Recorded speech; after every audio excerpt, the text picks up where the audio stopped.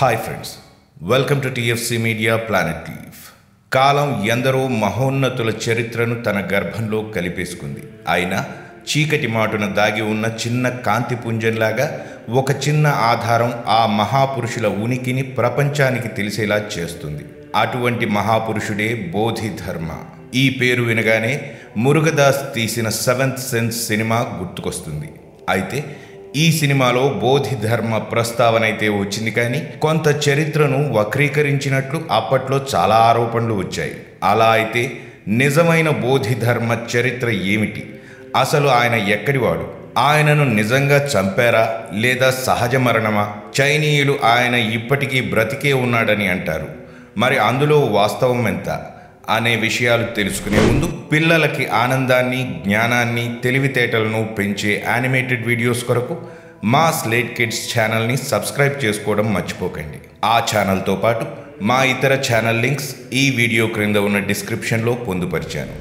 1600 సంవత్సరాల క్రితం ఉత్తర Asia దేశాలైన China, Japan, Korea వంటి దేశాలలో జీవించిన ఒక గొప్ప వ్యక్తిగా బోధిధర్మను ఇప్పటికీ ఆ దేశస్థులు పేర్కొంటారు.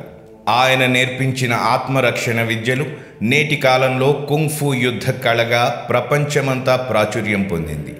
అటువంటి గొప్ప వ్యక్తి మన దక్షిణ భారతదేశానికి చెందిన పల్లవరాజు యొక్క 3వ కొడుకుగా చరిత్ర చెబుతోంది.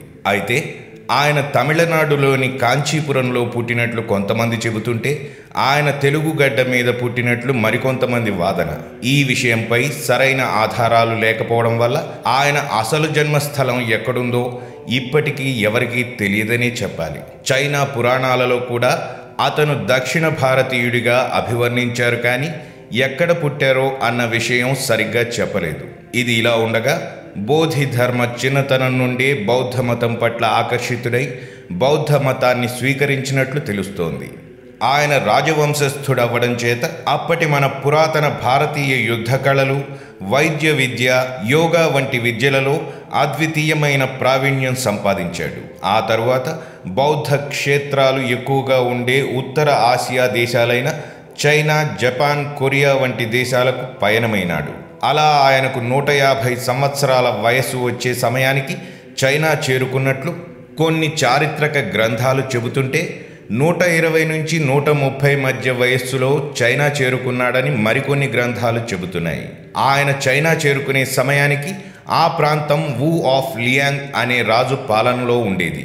ఈయనను జియాओ యాన్ అని కూడా పిలిచేవారు. ఆ రాజు బౌద్ధ మతస్థుడవ్వడం చేత ఎన్నో బౌద్ధ ఆలయాలు, బౌద్ధ గురువులకు మఠాలు కట్టించాడు. ఆ సమయంలో బోధిధర్ముడి రూపురేఖలు వింతగా ఉండటం, ఆయన చెప్పే నీతి సూత్రాలు అప్పటి వారికి మరింత వింతగా ఉండటంతో ఆయన గురించి ఆ నోటా ఈ నోటా పాకి రాజు వరకు చేరగా బోధిధర్మను తన వద్దకు పిలిపించి ఆ రాజు ఆయనను కొన్ని ప్రశ్నలు వేశాడు.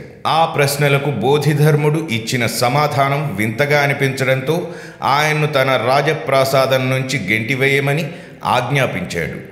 ఆ సంఘటన తరువాత నుంచి అక్కడి ప్రజలందరూ ఆయన్ను వింతగా చూడటం మొదలుపెట్టి ఆయన్ను అంటరానివాడిగా వెలివేశారు.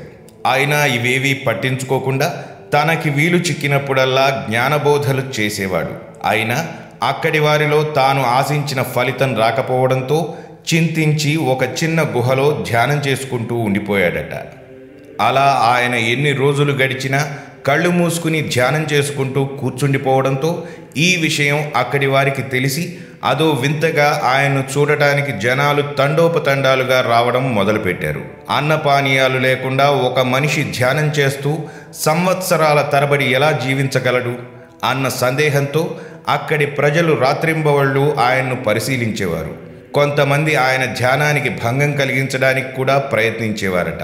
అయినా ఆయన ధ్యాన దీక్ష ముందు ఆ ప్రయత్నాలు ఫలించలేదట.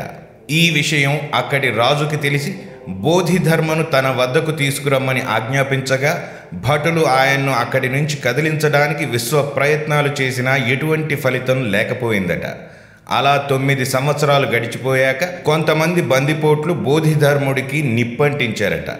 అప్పటికీ అతను చెక్కు చెదరకుండా అలా ఉండిపోవడంతో అతను బుద్ధుడు పంపించిన గురువుగా భావించి అక్కడి వారంతా ఆయనకు దాసోహమయ్యారట. దాంతో బోధిధర్మ ధ్యాన సమాధిలోంచి బయటకు వచ్చి అక్కడి ప్రజలతో పాటు మత గురువులకు చక్రవర్తులకు కూడా తన వద్ద ఉన్న జ్ఞానాన్ని పంచిపెట్టి సర్వశ్రేష్ఠుడిగా పేరుగాంచాడు. ఆ సమయంలోనే బోధిధర్ముడు అక్కడి షాఓలిన్ టెంపుల్స్లో నేర్పబడుతున్న ఆత్మరక్షణ విద్యలు సరిగ్గా లేవని వాటిని ఆధునీకరించాలని చెప్పి భారతీయ పురాతన ఆత్మరక్షణ విద్యలను అక్కడి వారికి నేర్పించారట. ఈ విద్యనే 18 అర్హత్ హ్యాండ్స్ అని లేదా షాఓలిన్ ల్యోహాన్ 18 హ్యాండ్స్ అని పిలుస్తారు. బోధిధర్మ ఈ విద్యను షాఓలిన్ టెంపుల్స్లో నేర్పించడం మొదలుపెట్టడం చేత కాలగమనంలో దీనిని షాఓలిన్ కుంగ్ఫుగా పిలవసాగారు. మన భారతీయులు వదిలేసిన మహత్తర కళను బోధిధర్ముడిచే చైనా వాళ్ళు ఒడిసి పట్టుకుని ఇప్పటికీ చైనీస్ షాఓలిన్ కుంగ్ఫుగా ప్రపంచవ్యాప్తంగా పేరు సంపాదించుకున్నారు. అందుకే ఇప్పటికీ బోధిధర్ముడిని అక్కడి వారు కుంగ్ఫుకి ఆదిపురుషుడిగా మహాజ్ఞానిగా కొలుస్తారు. ఆయన పేరు మీద ఎన్నో ఆలయాలు కట్టించి ఒక దైవంలా పూజిస్తున్నారు. ఆయన జ్ఞానబోధలో ఎక్కువగా ప్రతి మనిషి జ్ఞానాన్ని పెంచుకోవాలని, శరీరాన్ని మనసుని దృఢంగా ఉంచుకోవాలని, ధర్మబద్ధంగా జీవించాలని చెప్పేవాడట. ఇది ఇలా ఉండగా బోధిధర్ముడికి 150 సంవత్సరాల వయసు వచ్చిన తరువాత చనిపోయాడని కొంతమంది చెబితే ఆయన 200 సంవత్సరాల వయస్సులో ఉన్నప్పుడు చనిపోయినట్లు ఇంకొందరు చెబుతున్నారు. అందువల్ల ఇప్పటికీ బోధిధర్ముడు ఏ వయసులో చనిపోయాడు అనే విషయం ఎవరికీ తెలియదు. అయితే చైనీయులలో చాలామంది బోధిధర్ముడు చనిపోలేదని, ఇంకా ఈ భూమిపై ఏదో ఒక చోట బ్రతికే ఉన్నాడని చెబుతున్నారు. దానికి కారణం కూడా వారు చెబుతున్నారు. బోధిధర్ముడు చనిపోయిన 3 నెలలకు చేతిలో ఒక కర్ర పట్టుకుని ఆ కర్రకు ఒక గడ్డి చెప్పు కట్టుకుని వెళ్తుండటం ఓ కూలివాడు చూశాడట. ఆయన్ను చూసి ఆశ్చర్యపోయిన ఆ వ్యక్తి బోధిధర్ముడి వద్దకు వెళ్ళి అడగ్గా తాను ఎక్కడి నుంచి వచ్చానో అక్కడికి వెళ్ళిపోతున్నానని, ఈ విషయం నువ్వు ఎవరికైనా చెబితే నీవు కష్టాలు పడతావని చెప్పి అక్కడి నుంచి వెళ్ళిపోయాడట. ఆ కూలివాడు ఈ విషయం అక్కడి అధికారితో చెప్పగా బోధిధర్మ చనిపోయిన సంగతి మా అందరికీ తెలుసని, నువ్వు అనవసరంగా అబద్ధాలు చెబుతున్నావని, దానికి నువ్వు శిక్షింపబడాలని చెప్పి ఆ కూలివాడిని కారాగారంలో పడేశారు. అయితే ఈ విషయం ఆ నోటా ఈ నోటా పాకి అక్కడి రాజుకు తెలియడంతో ఆ రాజు బోధిధర్ముడి సమాధి త్రవ్వించాడట. అయితే ఆ సమాధిలో బోధిధర్ముడి శవం లేకపోగా ఒక గడ్డి చెప్పు మాత్రమే ఉందట. దాంతో ఆ కూలివాడు చెప్పిన మాట నిజమేనని నమ్మి బోధిధర్ముడు బ్రతికే ఉన్నాడని ఆ రాజు ప్రకటించాడట. ఆయనకు ఉన్న శక్తుల వలన ఆయనకు మరణం లేదని అక్కడి వారు గాఢంగా నమ్ముతున్నారు. అందువల్ల ఆయన బ్రతికి ఉన్నాడా లేదా అనే విషయం ఇప్పటికీ ఒక మిస్టరీగానే మిగిలిపోయింది. సో ఇవి ఫ్రెండ్స్, బోధిధర్ముడి గురించిన రీసెర్చ్లో నాకు తెలిసిన విషయాలు. మరిన్ని ఇంట్రెస్టింగ్ వీడియోస్తో మళ్ళీ మీ ముందుకు వస్తాను. మరి ఆ వీడియోస్ మిస్ కాకుండా ఉండాలంటే మా ఛానల్ని సబ్స్క్రైబ్ చేసుకోవడం మాత్రం మర్చిపోకండి.